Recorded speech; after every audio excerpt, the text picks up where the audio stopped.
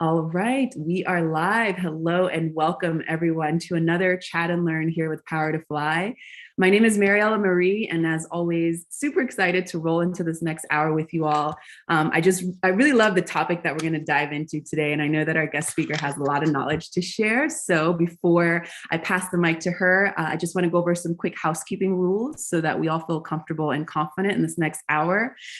So we would love for you to participate. You could be doing anything else with your time, but you're deciding to spend it with us. So this is just a friendly reminder to participate. You can participate in a number of ways. You can turn your cameras on if you're here live with us. You can hop off mute whenever you have something you'd like to share. I've muted everyone upon entrance just to avoid background noise, but you are encouraged to hop off mute whenever you'd like to share your voice. And I ask that we just have one person off of the mute at a time so that we can hear and respect everyone's voices here today. If you hop off mute, you will be featured in our live recording as this is being recorded. And if you signed up for this chat, be looking out for a rewatch email that will have a link to this video for you to share with your community, and also resources that our guest speaker might bring up throughout the conversation. If you don't want to hop off mute or turn your cameras on, you can write in the chat box any questions that come to mind in the moment. If you submitted a question and you hear your question come up, let us know that you're here. Again, if you would like to turn your video on, we would love to have that virtual time with you as well to be a little more intentional. And I know that video fatigue is real, so there's no pressure there, but you are invited to turn your cameras on if you feel called to do so. And if anyone has any sensitive information and you prefer to be kept anonymous, you can just write to me privately in the chat. You can find me under Mariella Marie. Write to me privately there, and I'll raise your question or your reflection to our guest speaker and keep you anonymous. The last thing I'll say is we'd love for you to follow Power to Fly on socials and subscribe to our YouTube channel so you can keep up with all the great chats we've got in store, closing this year out with a bang. And if this is your first time joining where I'm moderating, I'll just take a couple seconds to introduce myself. So originally from California, I currently live in Patagonia, Argentina right now.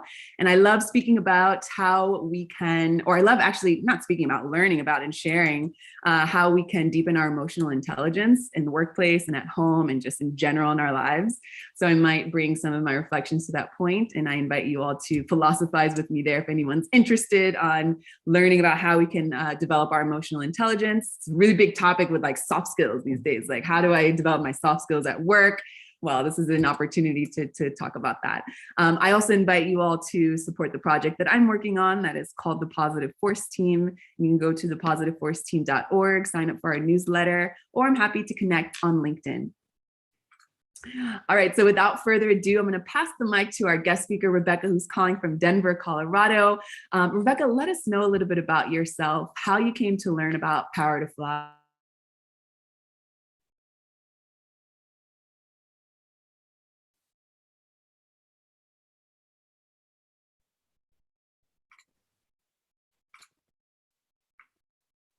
Mariella, can you hear me? Yes, I can hear you. Okay, I think I lost you for just a moment. I just wanted to make sure we're still connected. Yes, we are still connected. I was just asking if you could introduce yourself, let us know a little bit about yourself, how you came to learn about Power to Fly, and what you're excited to share today. Yes, thank you. And I'm sure you can recite that introduction in your sleep by now. You just totally nailed it. And I'm really excited to be partnered with you today, given your creative pursuits. So thank you for the introduction. My name is Rebecca Leder. I'm calling from Denver, Colorado, where I live. I love the sunshine and the mountains. And just being outdoors, although Patagonia in the winter is a little too cold for my taste. As I shared with Mariella, maybe I'll visit in the summer. But I'm at a place in my career where I want to help others find their own meaning in their careers. I have sort of reinvented my own career multiple times, and I'm sure there will be more to come in the future. And so navigating those transitions from a marketer in government technology, coming out of college at the University of Texas at Austin, Hook'em Horns, into my own business when I was just 26 years old. I was helping small businesses, nonprofits, and startups with their own marketing, and saw an opportunity to help some of the smaller family-owned businesses. And then I ended up wanting to basically become more enriched in advanced marketing strategies and felt that I needed to immerse myself in some larger, more complex organizations. So I ended up going into, working for a global technology company and working for some smaller marketing agencies as well. So my background's in marketing, but it turns out that the common ground in all of those transitions has been cultivating community and relationships across my career and helping others do the same. So I have now, I recently made a new career transition, which is to help others develop their own meaningful careers. And so my new title, as I'm learning in a graduate certificate program, is an instructional designer. So I had already created my own curriculum to help students, professionals, entrepreneurs, people navigating their own careers to cultivate high quality career connections. And so I'm now learning more of the hard skills on how to develop even more enriching career development experiences, and that's known as instructional design. So I'm currently learning and I'm also practicing. So I develop new curriculums for career development for organizations large and small. And I also teach my own curriculum known as the knock method. You'll hear more about that today in our conversation. And that is the basis of my recently published book known as Knock: How to Open Doors and Build Career Relationships That Matter. So I'm excited to share more through our conversation and happy to answer any questions that you may have about the topics in the book or about career transitions. I'm here to help and here to serve. And I came across Power to Fly because I think somebody reached out to me about attending a Power to Fly event. And I started looking into it and researching it. You'll notice research is a big part of the Knock method. And all of a sudden I thought there might be a way to contribute my skill set to help the community. So sort of took that opportunity and inquired about another way to partner that would be more meaningful for everyone involved. And here we are. So I'm very grateful for this opportunity and really excited for this conversation. And thank you to those who have already pre-submitted questions. And for those who haven't, hopefully we can get to your questions as well today.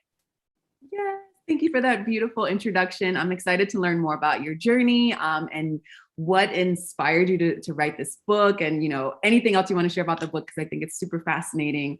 I love your perspective already. You're saying, I'm sure I'll reinvent myself again, and I just love that that intentionality to empower ourselves to reinvent ourselves, to just keep going with how we can share our gifts and be of service and just redefine work, right? So thank you so much, Rebecca. Can you set the stage for us by going over some of the principal themes for today's conversation? Absolutely. So if we were to sort of boil down the key themes that we'll talk about today, they would be how to create meaningful career connections and what that really means, why meaningful career connections are vital for creating a career that we find meaning in and that we find purpose in. And also, many are surprised to find out that there are health benefits, not necessarily like, the insurance benefits, but there are benefits, health benefits to individuals and organizations that put human connection first, which can be difficult when we have deadlines to meet and we have jobs to do. And so these are the key themes, but of course, job transitions, strategies for creating career and that intentionality that Mariella mentioned are also fair game for today's conversation. Beautiful. Thank you so much. So I love the perspective of finding the health benefits. For example, I'm curious to hear what you have to say about it, because it's a no-brainer for me. And I mean, there's so much talk about burnout and just all of the ways that we don't set our boundaries in a way that is healthy. And if we do that so much over time, then of course we lose our mojo, right? So I want to hear what you have to say about that. But I will hold my questions off because you all have submitted some great questions previous to this conversation. If you hear your question come up and you're here with us today, please let us know that you're here. We'd love to hear from you and just make sure that we've covered your question. And if you don't hear a question come up, maybe you submitted it a little later, or maybe something comes to mind in the moment. Again, we want to hear from you. So just write those in the chat box or hop off mute and let us know. All right, so let's get started with this first question here about creating connections. What kind of connections and relationships are helpful for a career? Is there any distinction between making friends and building a network? Excellent question to start. So for the first part, many people think about networking. It sounds like something we kind of have to do. to get by, or maybe to get a job, or to get to the next level. And also we think about it in terms of, oh, I need clients, I need business. So if you're in the entrepreneurial side, or if you're on the sales side of business, you might be thinking about networking solely for sort of those purposes and sort of a goal-oriented relationship building. But there's also the softer side of networking and building career relationships, which is literally building your community. And so to answer the second question, in many cases, those friendships are not different. They just happen to be in a professional context. And when you do develop a high quality, enriching career relationship, it is going to feel and become, hopefully, if you're both sort of giving to that relationship, it's going to become a friendship.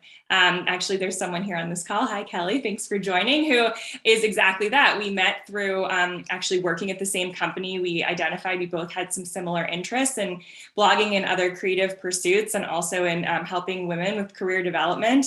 And as a result, not only did we work together on client work, but we also partnered on workshops, and we've developed a beautiful friendship. So hi, Kelly. So that's a perfect example. Thank you for being my example today. And it is truly a friendship where it's giving on both sides, and we catch up on the phone. We don't work for the same organization anymore, but we catch up probably every other month, if not, and we text more than that.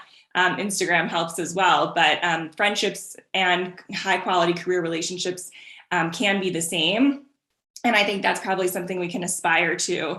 It can even span age, it can span role, it can span level. So I've been fortunate to develop high quality relationships with people who have decades more professional experience than I do. And it's not about being on the same level. It's about connecting and being able to contribute to the relationship. And for example, a mentorship experience where I have a mentor I've worked with for, I think it's maybe coming on 4 or 5 years now. And he, has had a wealth of experience beyond what I have in terms of years, and also the number of experiences that he's had. But we've been able to develop sort of a unique friendship where I've been able to provide some unique experiences from the younger end, or from a different generation even, or from just a different part of my career for his own career. But also, of course, he has been so generous to lend his advice and perspective. And we've gotten to the point where now we share, what's happening with our families and our vacations. And so that's an example where age is not really a factor in the picture. And while it is a mentoring relationship where I often feel I'm the benefactor because I have the privilege of his hard-earned experience, it doesn't really feel like that kind of, I'm just taking all the time, because I make sure to check in on how he's doing, and his role changes all the time. So to circle back to the first part of the question, what types of career relationships are there? And the answer is there are many. It can be a colleague, it can be a teammate, a manager, a mentor, a former manager, someone you used to work with that you're still friendly with, that maybe you get virtual happy hours with. It can be a startup founder, it can be a partner, an investor, an intern. And so it goes on and on and on. And there's a big bucket of just people who you work with, people you end up on a Zoom call with, and a project that's cross-functional across an organization, where you're probably going to have more of those, which in real world terms would probably be acquaintances. But there's opportunity that the more you work together and the more you have common experiences, which I call in my book, filling your commonality cup, the more common experiences you have, the more you're able to sort of cultivate a relationship that's of high quality, where you're both giving to the relationship, and the impact of both people is greater than it would be if it was sort of just a one-way relationship. So that's actually a very in-depth question, because we often think about networking sort of on one plane, perhaps, or with one dimension, but there are so many dimensions. And anyone that you connect with in a professional sense you can cultivate that interaction into a high quality career relationship, which does require giving on both sides. It gives mutual benefit. It requires sort of mutual giving and contribution. So that's kind of how you get there. Yes, I think you're bringing up two really important pieces that I love. the consent, right? The consent part, to make sure that this is something that I want to do and that this other person wants to do before we roll into anything. And then to see that it's a partnership. So it's a two-way street, and to allow the flow to happen and not just say, I need to look up, up the ladder, this in this one dimensional way. And it actually makes it more dynamic to include other folks. Even, I love that she even threw an intern in there, because yes, of course, I mean, there's so much to learn from. Every person is different. Everyone brings their own experiences. And quite frankly, if we're just looking, towards middle-aged, cisgendered, white-bodied males, we're all going to get the same sort of approach, and we clearly want to change things up. So it's great to just like throw the net out, as you said, to get more of a dynamic commitment there. I just want to take this opportunity as well to invite folks who are joining here live with us to drop any links of their preferred way of connecting in the chat box, so that we can start practicing what Rebecca is preaching right now. And I encourage you all to maybe reach out to one or two people who are dropping their links in the chat. So it can be any kind of social links, a website, any way to connect, because as Rebecca said, maybe someone here on the call, it can be a meaningful connection for you. Okay, so let's move on to this next one here. Are there any key components or relationship types we should make sure to seek out or foster when building our network? My answer to this is whatever's meaningful to you and the other individual. So for some, and it also depends on where you are in your career, which can change. So I like to say you have building phases and growing phases in your career. So for example, if you're sort of growing into a new level or growing into a new role, and then you make that transition, and then you're in that role, so you're going to be learning in that role, but before you make another transition. So I have a diagram that shows this. It's sort of like a staircase, and when you make those transitions is when I find that you will be spiking the number of and the quality of relationships that you're building, because you're looking to gather more information about what kinds of roles you might want to have, or perhaps you're getting advice on how to get to the next level in a promotion. So depending on where you are on that sort of, it's not necessarily a ladder, because it doesn't have to be linear, but depending on where you are sort of on that staircase, if you're making a transition and turning a corner, or if you've been stable for a while in a certain role, you're going to have different types of relationships that are more meaningful to you. And so maybe you're on a team for 3 years, and so deepening the relationships with those people that you work with is going to be more important to you in that phase, versus if you're looking to find a new role to align with something that's important to you, you might be building more relationships with people who have different types of roles in that new area that you're looking to grow into. And so I don't have one answer to that, because it depends on what's meaningful to you. I love that, pointing the finger back to us before we can make any moves forward. I think that's great advice. I mean, this is just a return to what do we believe in? What is our purpose? And how can we get closer to that? And of course, be able to reinvent that whenever we want, right? As things are changing all the time, and you redefine or reshape things that are happening in your life, that will then affect the connections that you want to make, or the ones that will be meaningful for you, right? So I love that you're pointing the finger back. Julie has a great question here in the chat box, and they write, how do you initially start out contacting someone you admire or want to connect with? And what do you write or say? So just like kicking things off, how do you spark that conversation? So the easy answer is my book has a guide on how to do that, and a template actually on how to reach out to someone that you don't know very well, or maybe that you don't know in a certain capacity. So even if it was like a friend and all of a sudden they're a colleague, that's sort of a new dimension. So I actually provide a guide on how to do that, and the knock method is designed to answer that question, Julian. Thank you for that question. And some of the elements, just to give you a little sample of what that includes a lot of research. So there's some reason why you want to reach out to someone. Maybe someone suggested that you reach out to them. So a mutual contact said, hey, you should reach out to this person. Maybe you came across them on a website. Maybe you were doing LinkedIn research on jobs and they work for a company that you're interested in exploring. So there's got to be some reason why you're already wanting to reach out to this person. And so doing research and getting to know that person before you even reach out is really the first step to identify things that you have in common with them, so you can surface that so that it feels more familiar and you don't feel like you're just reaching out without any anything to sort of latch onto. It will also give you more confidence. So that first step is a lot of research and preparation. And then there are some sort of key elements that I recommend you include, which talk about how you've put in the effort already, how you've already done some work to invest in that relationship or invest in a particular opportunity. So those are a couple of the elements of the template, but I hope that you'll be able to take advantage of the knock method so that you can, follow the guide and test it out. And it is scary, it is hard. And even when I do it the millionth time or however many times it's been, I still have to think about exactly what I'm writing down, being really intentional. And I think the biggest key is make that person help call out to that person why you're reaching out to them specifically, and what's important about them in relation to what you're looking to achieve and hopefully partner together on, so that they feel like you're not just sending out an email to 50 people. Like, there's a reason they spoke to you, and there's a reason that you feel you could both help each other out. And the only way to know that is by research and commonality. So those are a couple of the elements, but I can't give the whole book away because it took me 6 years to write. So we could all be here for 6 years if I were to actually go through the whole thing. Well, actually, this is a good segue because I was going to ask, tell us more about the process of writing the book. And you just said 6 years. Wow.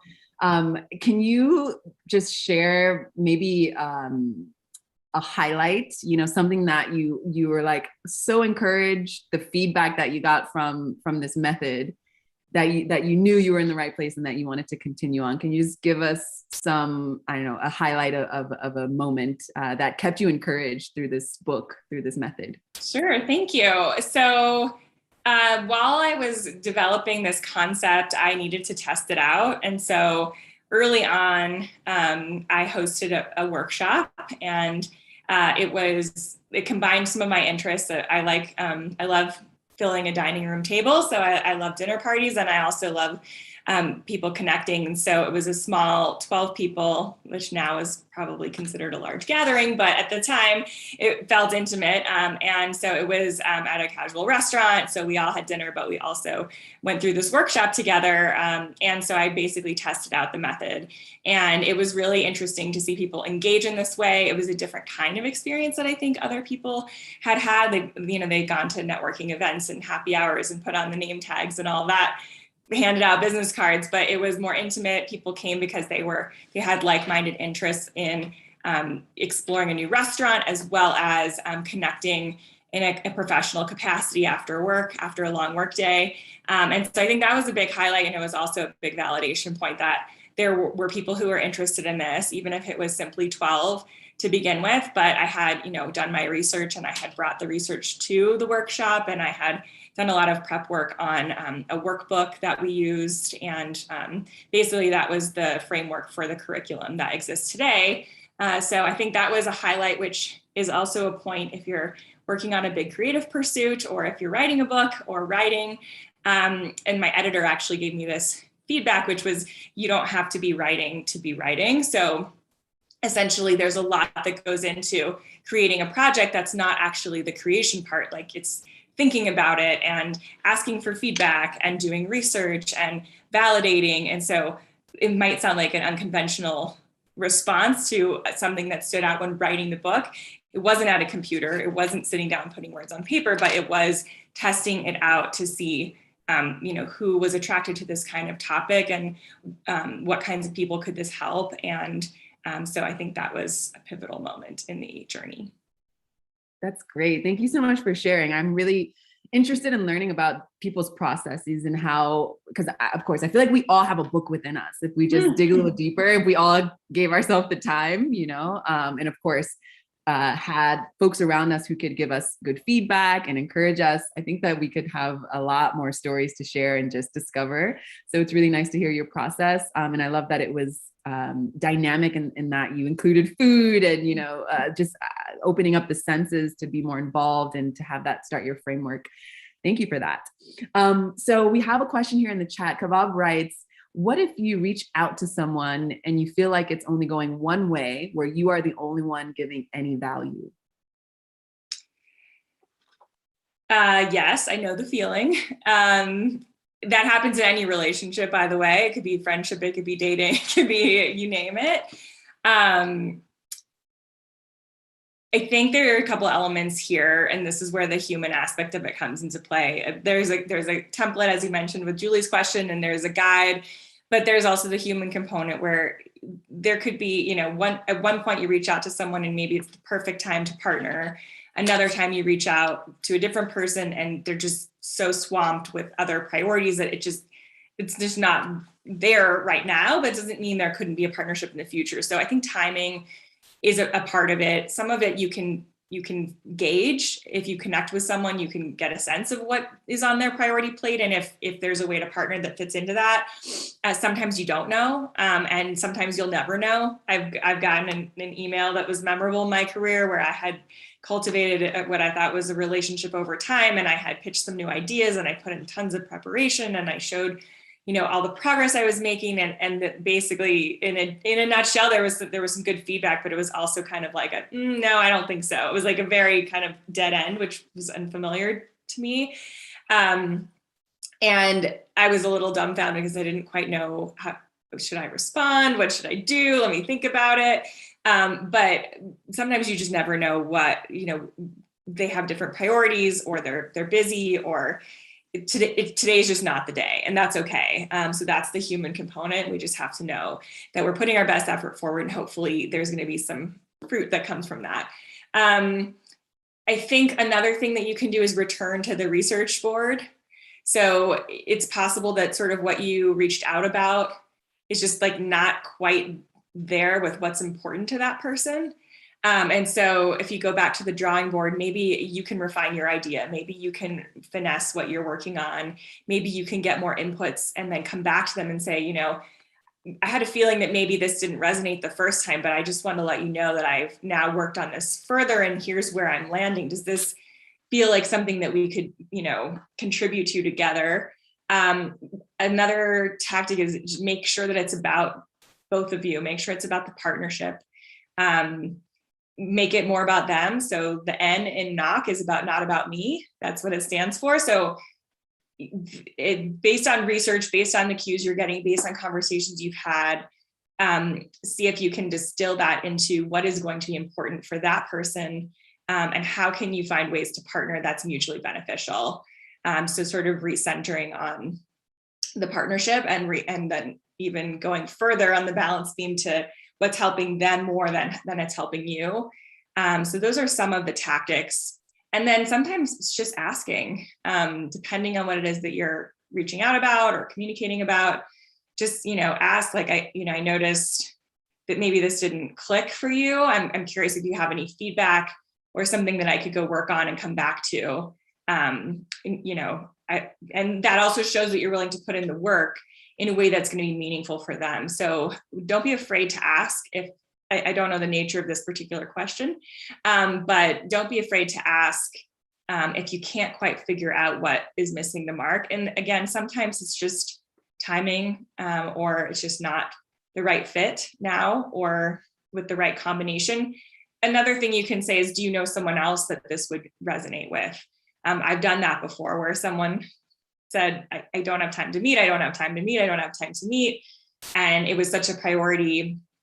And I saw such value for both of us and what I was working on that I said, is there someone else on your team that you think would be able to at least, have a brief conversation to explore? And that unlocked a whole 3-year project, actually, because I didn't use it as a closed door. I kind of figured out how to keep the door open in a new way. So those are some strategies, but it takes practice, and every interaction is different. Every interaction has a different energy. And then sometimes it's just a matter of following up or saying, like, when would be a good time to follow up on this, and let them guide you. So if they say, summer's usually when I come up for air, to look at new projects or whatever, then make a note to yourself and then come back with your progress at that time. So those are a couple ideas for you. Thank you for the question. Yes, thank you for that question. And thank you for that thoughtful response. I love that if I can just bring this to an emotional intelligence, foundation, you're speaking about empathy in certain cases where you're like, okay, instead of just saying, well, this person, like maybe the vibe isn't there, this person doesn't care, seeing what they need, seeing, maybe going back to, like you said, going back to researching and seeing what is on their mind right now. How can you offer something so that it is a win-win for both people? And so that's like putting yourself in the other person's shoes and saying like, what would be nice for me to offer this person? And I also love that you were able to unlock, and I just even love that word, unlock, what ended up being a 3-year relationship, because you didn't let that become a closed door for you. We talked about the language the other day when I was interviewing someone about creating meaningful entrepreneurship, becoming a meaningful entrepreneurship essentially. And someone asked about, what do you do when you hit a brick wall? And she was like, well, let's just take that for example. Like, what does a brick wall represent? It's like you lose your inertia, you're pushed back and you stop. And instead of thinking of it as a brick wall, maybe we can look at it as a crossroads, and you have more movement. In that case, you can facilitate a new conversation like you did when you unlocked the possibility there, and instead of seeing it as a brick wall or someone closing the door in your face. So thank you so much. Great advice. I hope you all are taking notes. I'm going to move on to this next question here. But before I do, I want to see if someone wants to hop off mute and ask a question or voice a reflection. I'll hold for a light pause here to see if someone wants to take the invitation. So please hop off mute if you have something you'd like to share now. If not, I have more questions, but I know some folks need that space. All right, I'll do this a little later, so be looking out for that invitation. Okay, so let's move on to this next question. What are the most important soft skills to utilize and grow for developing meaningful career relationships?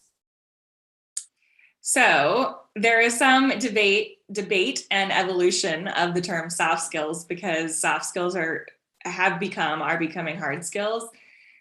So can you repeat? The question was, what are the most important soft skills to develop? Yep. What are the most important soft skills to utilize and grow for developing meaningful career relationships? Yes, thank you. So I've said it before and I'll say it again, but research is so important. It comes back to the familiar exercise. If you're applying for a job, writing cover letters, how do you customize the cover letter, again, in a way that's meaningful to the organization and the individual that you're writing it to? And also, how do you tie your experience to what that role is? And the only way to do that is really to gather information and gather inputs and research, like to the point where you know for sure this is something you want to pursue. And if you research ad nauseum and you realize actually this is not a fit, then you've saved yourself and the company time and you're able to focus more. So I like to say research is a filter.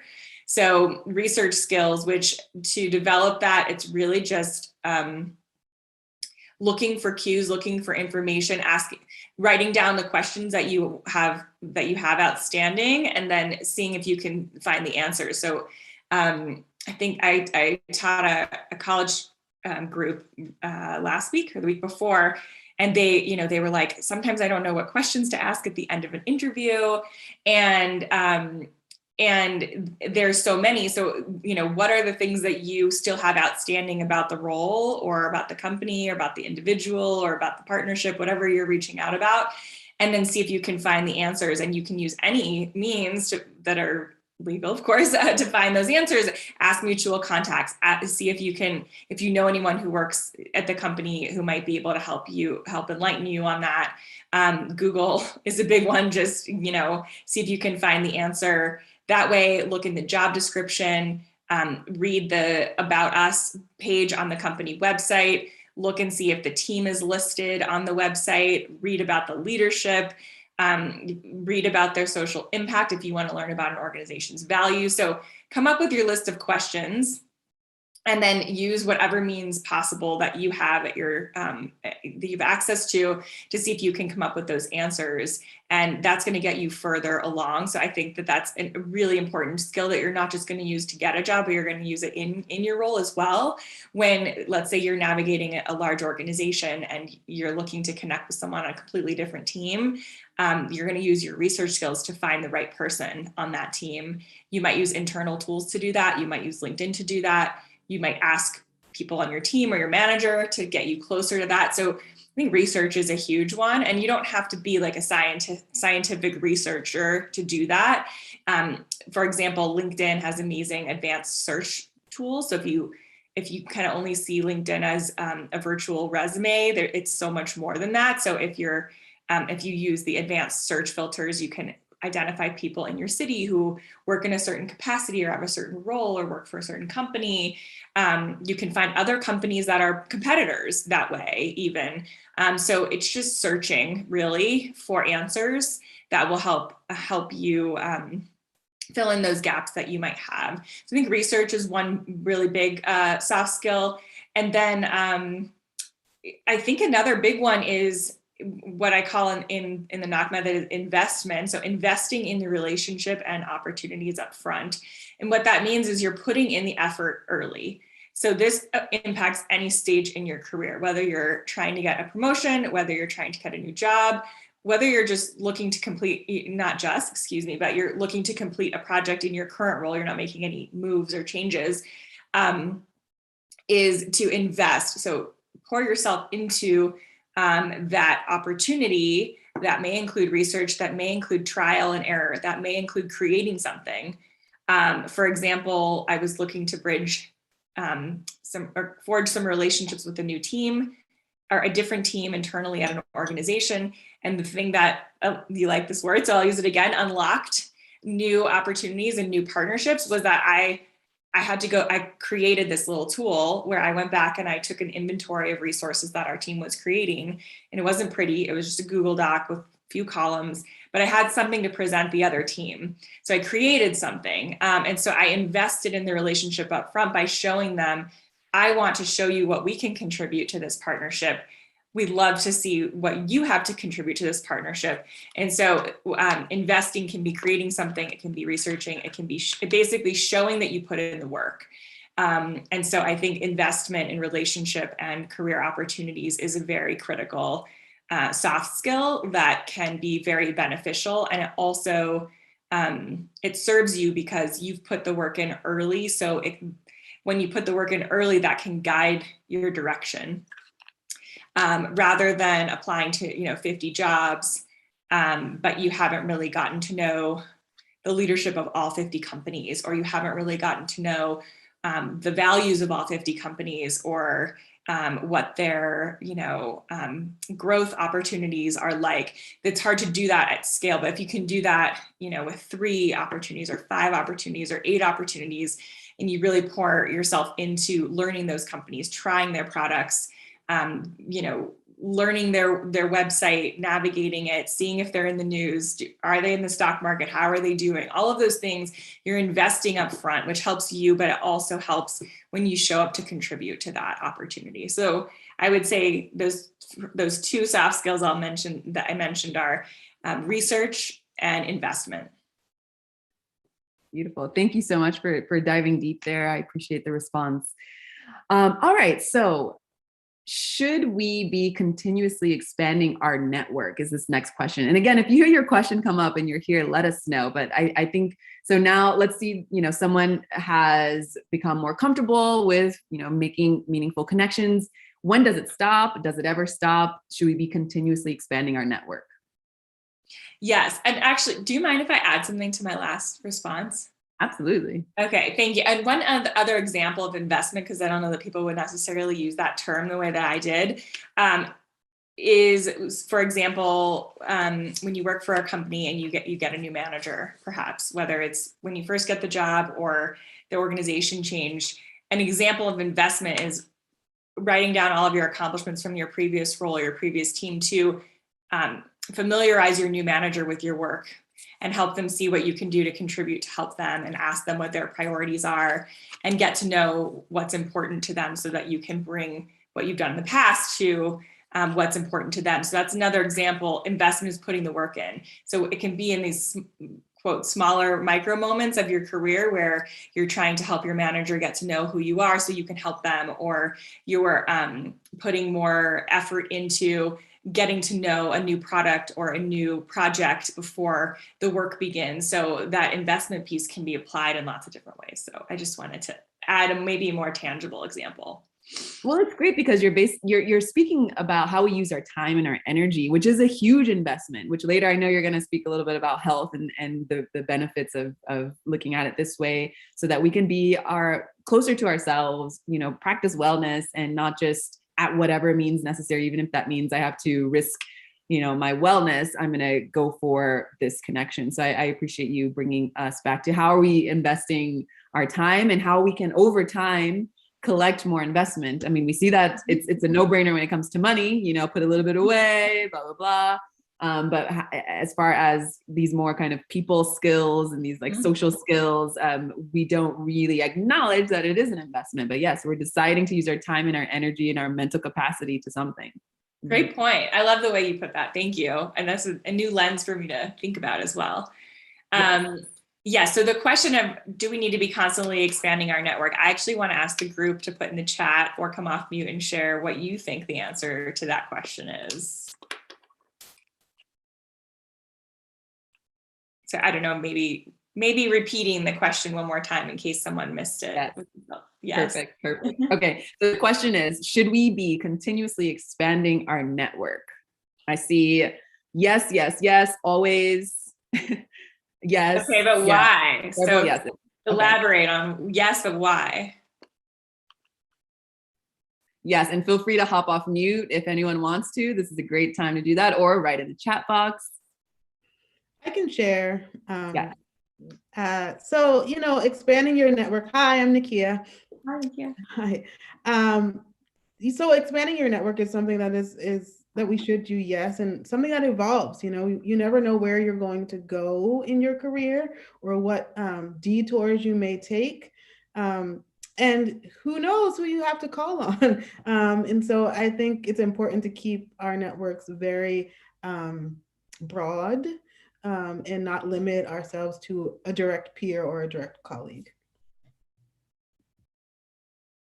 Thank you for sharing. I love that you're bringing up not being limited, right? To have alternatives. And I find more and more as I'm doing my own self-reflection, alternatives are always great, especially, look at what we're learning these days with what's happening around the world. We need alternatives so that we can stay resilient and be able to, hopefully bounce back after, some quote unquote setbacks. So more folks are dropping in the chat box. You asked why yes. Let's see here. You never know when a new door will open to continue growing. You never know who will help. So is there anything you want to comment on that before we move on to the next question? Yes, thank you. I love the ones that the responses on continuing to grow and continuous improvement. So I do feel that it is important to grow your network. I don't know if I would agree with the statement, always be expanding your network. And the reason is because sometimes it can be just as enriching to deepen the relationships in your existing network. And so it can be real, as you mentioned, the investment of energy. It can be really exhausting to be meeting new people and deepening relationships with your existing ones, which we can do, but to the extent that we can do that and get our jobs done and get our life responsibilities done, that it really literally is a full-time job. So that's when I heard the question, I thought it is important to expand your network, but it's also important to deepen the relationships, similar to how they say, it can be less costly to enrich the relationships with your existing clients rather than the cost of going to get a new client. And it's not necessarily transactional in the money sense here, but it's the same thing where if you feel like maybe you didn't open up to meet new people in the last month or last 6 months or something,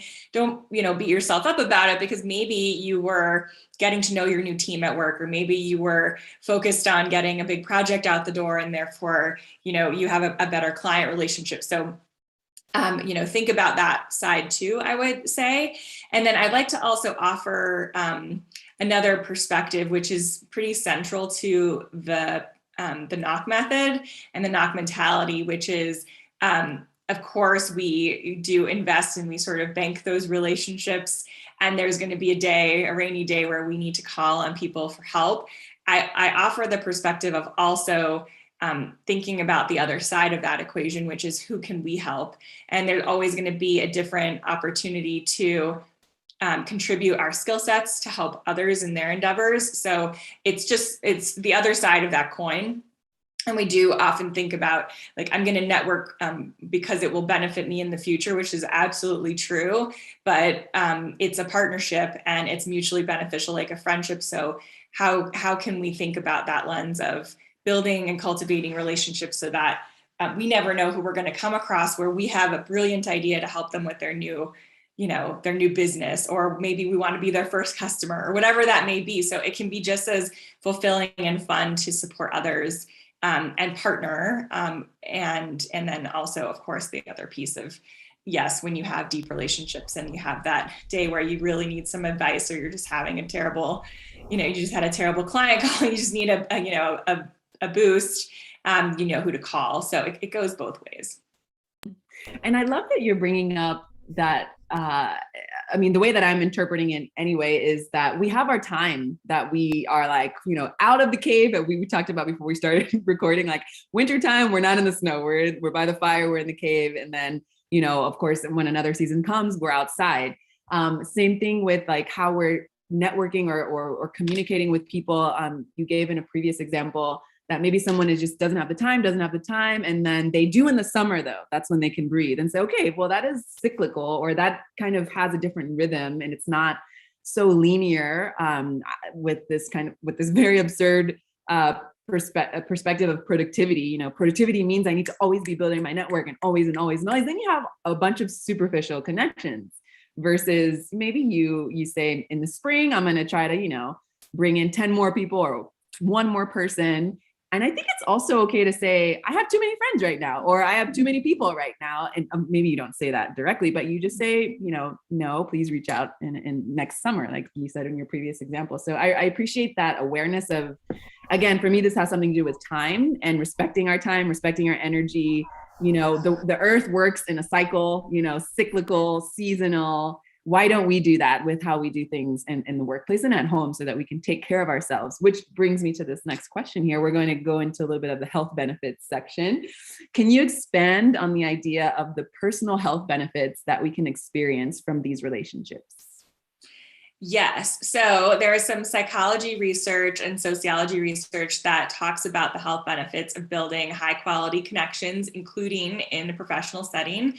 And those include physical health benefits. So it's tied to stress, essentially, when you feel less alone, when you feel more connected, and more included as well, your stress levels come down, which can impact your heart rate and your blood pressure in a positive way.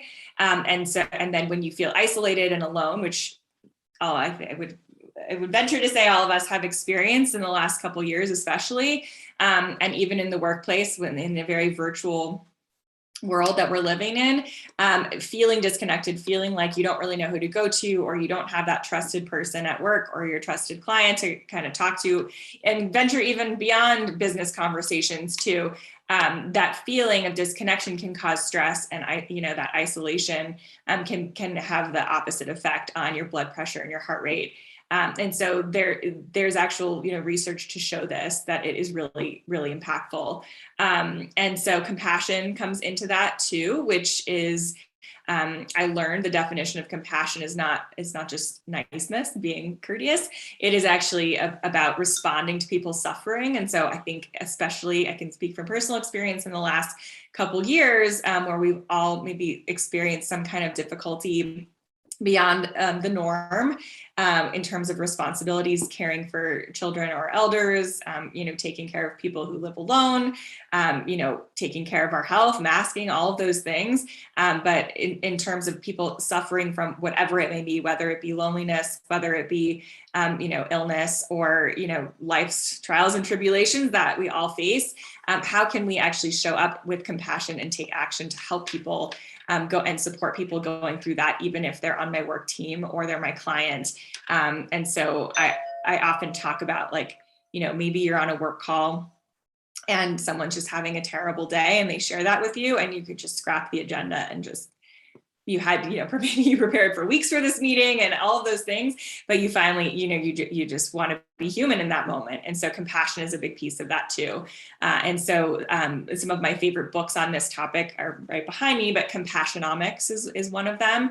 And then the other one is called Together. I'll write it here in the chat. But essentially, some of the research and the science behind the benefits and also the risks of being isolated and being lonely. So we often think about networking as like, it's going to help my career and it's great for business, which it totally is. But also that might help provide some basis for prioritizing, carving out 30 minutes a week for a virtual coffee chat with someone else, to break away from your work and your agenda, even when you feel like you don't have the time, to really just check in on someone and see how they're doing, or just have a real connection, kind of like just meeting up with a friend and you feel like your mood's boosted afterwards, no matter what you talk about. So those health benefits I found to be really eye-opening when I was doing my research. And so I bring that up because we don't think about that in the context of work or the professional setting, where sometimes we feel like we can't be our full selves, or emotions are maybe, not as, some people feel that emotions are not as welcome in those settings, but with trusted, high quality career relationships, hopefully you do feel like you have a safe space to share whatever it is that might be impacting your work or might be impacting you that day. And hopefully you'll be met on the other end of that with compassion. Yes, thank you for that. Wow. Yeah, compassion is a part of our humanity, as you said, and for me, it has everything to do with developing emotional intelligence as well, because then, in the biggest case, you don't put profit over people, because you have some compassion inside of you that, if someone is hurting on my team, I need to not go over these really high level points, because they need to, they just need to maybe get it out, or we need to do something to build our relationship so they know that they can trust me, for example. I really love that you're highlighting that compassion piece. Thank you so much. All right, so we've got about 7 minutes left. I'm going to hold for another light pause to see if someone wants to hop off mute and voice a question or a reflection. If so, please do so now. Anyone want to use this time to hop off mute? All right, no takers, no worries. I've got more questions. Okay, so continuing about health, how do meaningful conversations benefit the organization as a whole? So healthy organization based on meaningful connections. Yes. So the health of the organization also depends on the health of the people within it. So if your employees are feeling sad or disconnected or isolated or really struggling with morale, then it's going to be really difficult for the best work to be coming out of that organization, and for that organization to be performing at its peak. So the people are what make up an organization. And of course, it's talent and all of your experiences, but it's also about how you feel. So the health of the organization is also really important. So when you're more connected at work and you feel more fulfilled and you have more meaning, then it has a trickle effect on the organization. It also helps with retention of employees. It also helps with loyalty. It helps with competition and attraction of talent in the marketplace, because people hear from their friends and colleagues, like, this is a great place to work. And, when I was sick the other day, they were totally understanding, or I was having a really bad day. My manager totally was like, take the afternoon if you need it and come back refreshed tomorrow, whatever that may be. So there are many impacts. One of the books I mentioned, Awakening Compassion at Work, is phenomenal. The writers are amazing researchers and professors who I've had the privilege of talking to. but they talk about the benefits to the organization of connection and compassion at work. So we don't often think about how having a virtual coffee chat is going to help the bottom line, but it's true that if more people were connecting organizationally on a deeper level, then, if you just think of the team being more tighter knit, then whenever something happens, whether there's a client project that goes, off the rails, or whether there's a big worldly event where people need to, huddle and support each other, or something in between, that's going to impact how the organization functions in the marketplace. So there's some research behind it, even though it sounds kind of fluffy, it's actually true. But when you think about it, if you feel really awful and your colleagues feel really awful, then how are you going to show up and do really meaningful work? And so if an organization can support its people and foster that kind of connection, then the organization will be more successful as a whole in many different ways.